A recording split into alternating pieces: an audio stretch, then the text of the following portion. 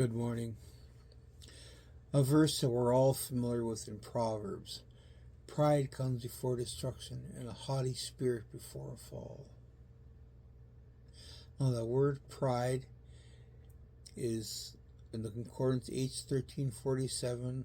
It's the Hebrew word gaon. It means exultation, haughtiness, arrogance, pomp, to mount up, to rise up and be exalted.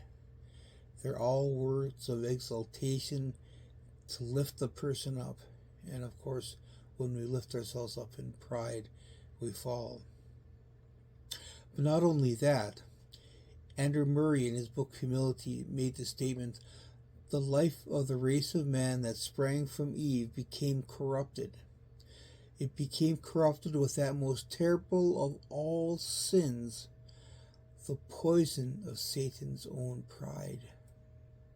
See, the pride that wells up in the man, in the fleshly man, is nothing more than the pride of Satan. In the Bible, there are many different uses of pride in many different scriptures, over some 60 times, and the negative sense of that word obviously predominates everything, and it's found mostly in the books of the Old Testament prophets who were speaking against Israel. So the negative sense of that word pride is it points to a sinful individual who shifts ultimate confidence from self or from God to himself. Oh, I did pretty good there. I'm pretty hot. And of course, then when man fails, he blames God. Well, God, why did you make that happen? Well, God didn't make it happen. We made it happen when we stepped out in our pride and simply imitated the poison of the pride of Satan.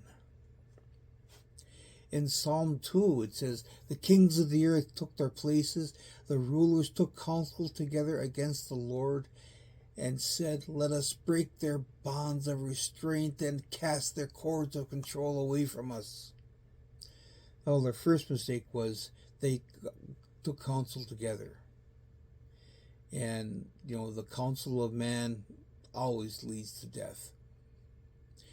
Jeremiah 17 says, the heart of man is deceitful above all things and beyond cure.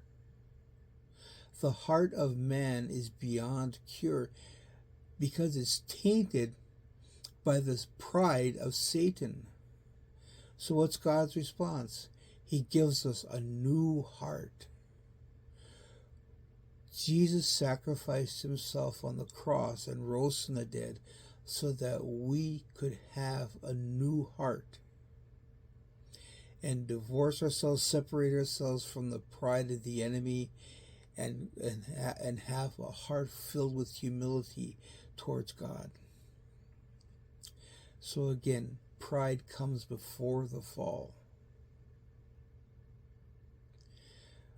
But we can rise above that pride in humility. We can rise above it by humbling ourselves before the Father.